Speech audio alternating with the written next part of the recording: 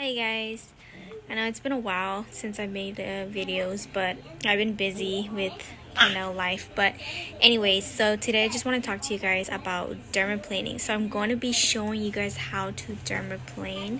And if you don't know what dermaplaning is actually another word for shaving, like shaving your face. So we're actually going to be using a brow razor. So the brow razor itself is actually less sharper than the barber razor. So before you start dermaplaning, always cleanse your face first before you dermaplane.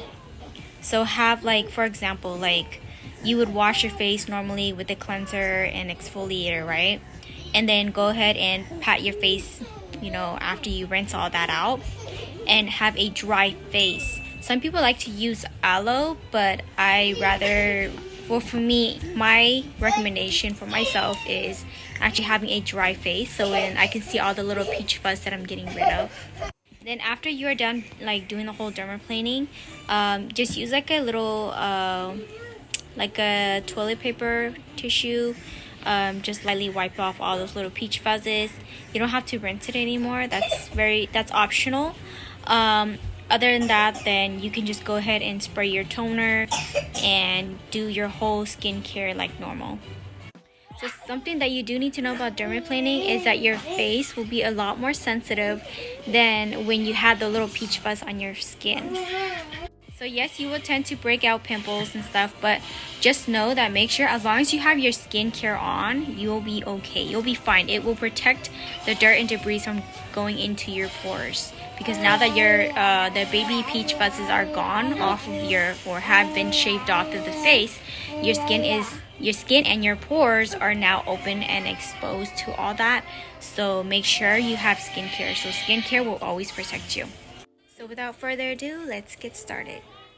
Okay, so first thing is first, we're gonna grab this brow razor. I got this one off of Amazon, only for $5, and it comes with 3. It doesn't matter which or what brand you use, as long as it is a brow razor. So this is what my skin looks like before I dermaplane, and yes, I already did a whole cleansing, so I'm gonna be starting off with a dry skin. The next thing that you will need will be a headband that will hold all the little pieces of your hair back so it doesn't end up getting shaved off with the rest of your peach fuzz. I'm pretty sure you guys are probably wondering, where do I start? I'd suggest starting from the chin and then slowly go ahead and work your way up to the forehead.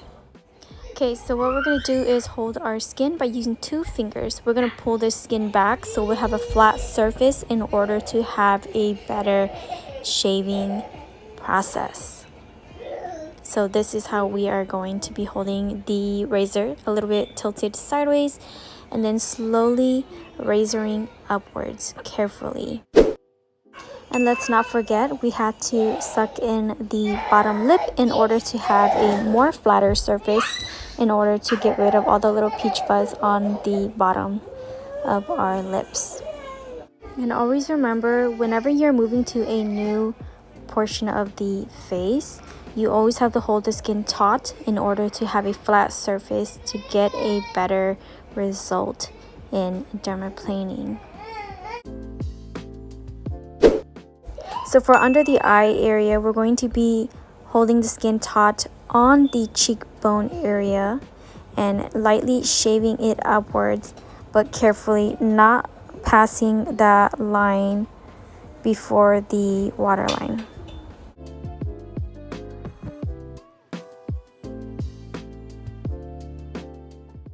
Now we're going to go ahead and hold our skin taut right at the cheekbone area and shave the temple area going upwards.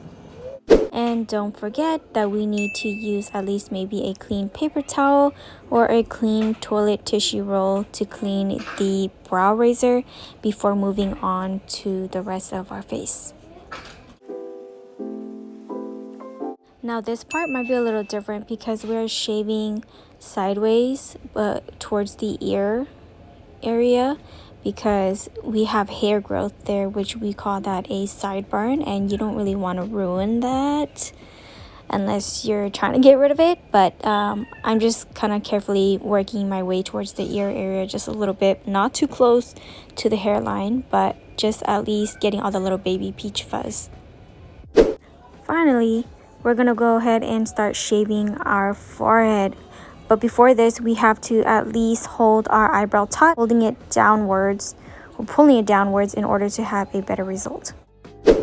So what I like to do next is go back to the lip area, but the outer corner of the lips. I like to hold my cheekbone there and push it backward just a little bit to have a flat skin surface and start shaving towards the corners of my lips. The reason why is because I have these little dry skin there, which I'm pretty sure a lot of you guys probably might have that same thing happen to you too. So it's just actually dead skin. So what you would like to do is just carefully razor it and doing the same process on the opposite side to get rid of the dry skin around the lips.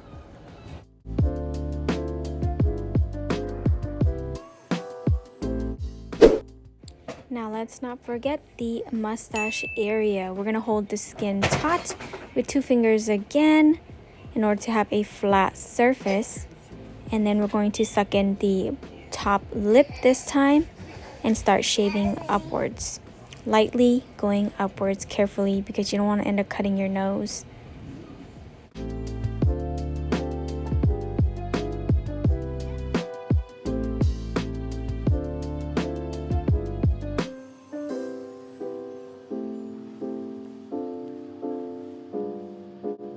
So for the mustache area, we're going to go in for another round, but this time we're going to be shaving it downwards, holding the skin taut.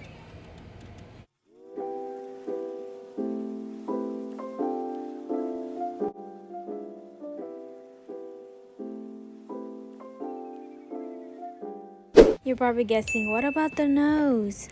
How do we do the nose? So what I would suggest is 1 finger, point it to the side so you can have a flat surface on that area there, and then start slowly shaving a little slanted towards the point of the nose area. And yes, the nose does get pretty dry around there, but some people do have more oiliness around their nose. But for me, I have dry skin, so I tend to have a lot more dryness around my nose area.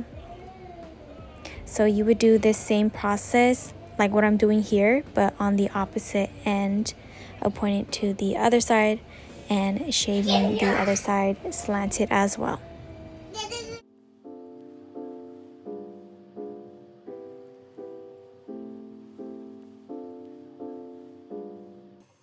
In case you're wondering about the nostril area, you're going to be holding your skin taut on the top lip and pull it downwards in order to have a flat surface like I've always said, and slowly shave downwards. For the bridge nose area, I like to go ahead and use at least 2 fingers and pull the skin down and slowly shave it upwards carefully. Skin on the nose actually is very skin and delicate, so you must be very careful and slowly working your way up while holding the skin taut and using 2 fingers. For the inner portion of the brow area, we're going to go ahead and pull 1 eyebrow to the side and then shave the opposite, and that's how you get a more clean and flat surface.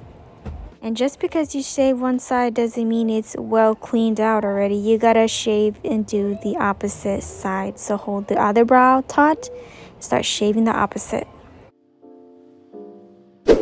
And just in case I didn't show the whole video of the whole forehead process, I'll go ahead and show you guys the whole video of the forehead process.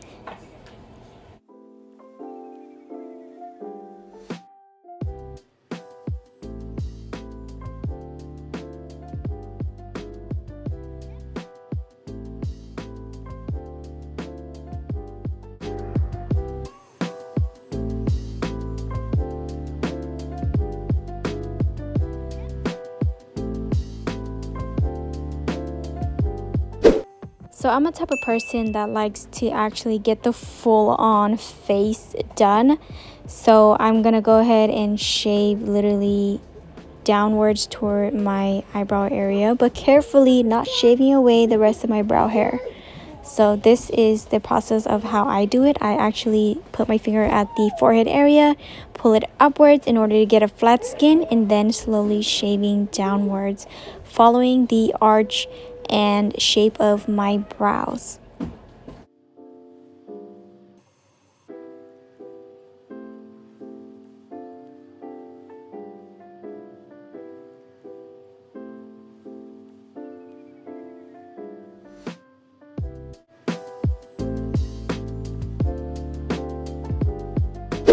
If you're a type of person like me where I like my face to be like extra clean and to make sure everything is actually like gone off my face, I like to go in and do the opposite way, going downwards this time, but still holding the skin taut.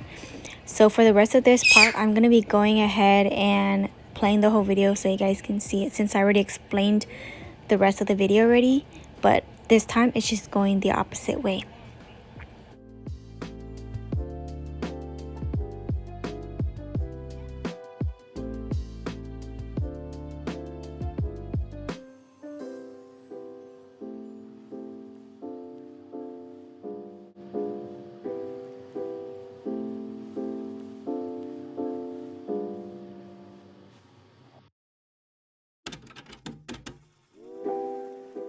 Once the dermaplaning is finally over with, we're going to go ahead and grab a clean paper towel or tissue and slowly wipe away all the extra leftover peach fuzzes that were shaved.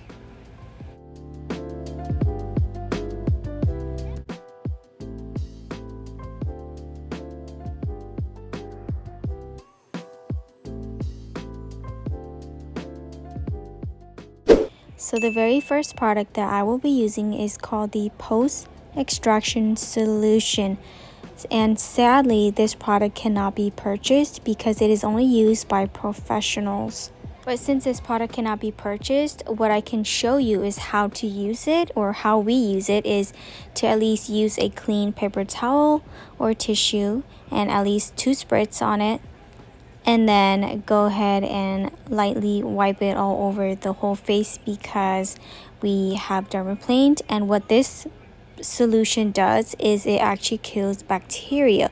So basically what I kind of want to say is it's kind of like those alcohol spray bottles, but instead like a pump bottle. But yes, it does kill bacteria, and to help close all your pores to keep the bacteria from coming inside of the pores.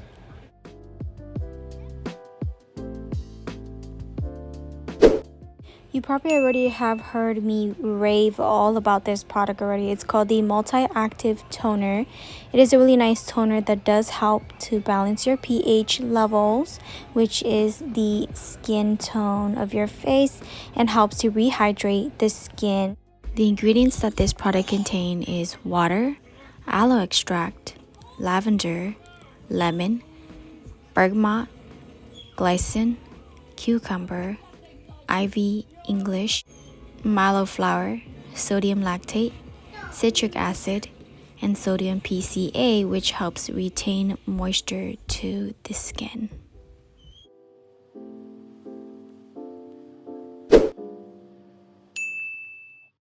So this next one here is a Botanics. It is 100% organic. This product I've been using for about maybe 10 to 11 years now, and it's been my favorite. I use this in the morning, and the really good thing about this product is it is vegan and made without parabens.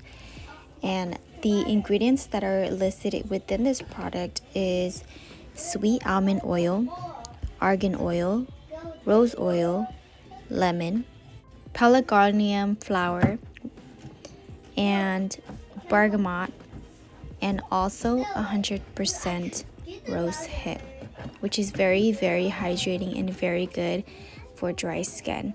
So if you're having really dry skin, this is a really good facial oil that will help rejuvenate your skin.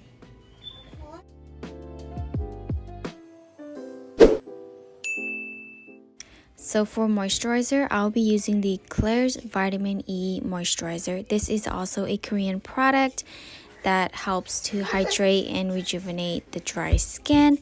This product contains water, glycerin, niacinamide, castor oil, lavender, blackberry, lemon, orange peel, Kananga flower, which is a lang flower from South Asia. It also contains vitamin E and adenosine boosting radiance and also glow. So basically this product, it says you can use it with the vitamin C serum that they have with this brand. It's actually a mask for your face, but you can also use it as a moisturizer, like I am actually using here as a moisturizer.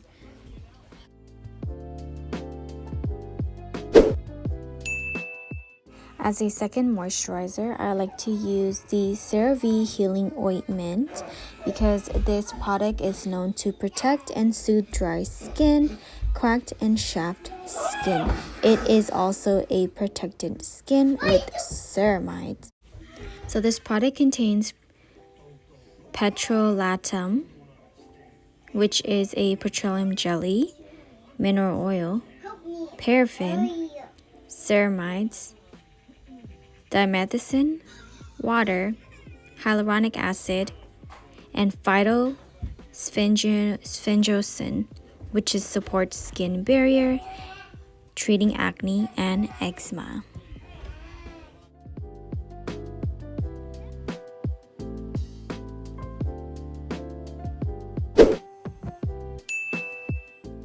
Last but not least, always apply SPF, no matter, even if you're in the cloudy areas or sunny, it doesn't matter. Always have an SPF applied after every moisturizer. It is very important. And so this product here that I'm using is the brand COSAR X, which is an SPF 50 plus. This product says it protects against UVA and UVB while hydrating your skin.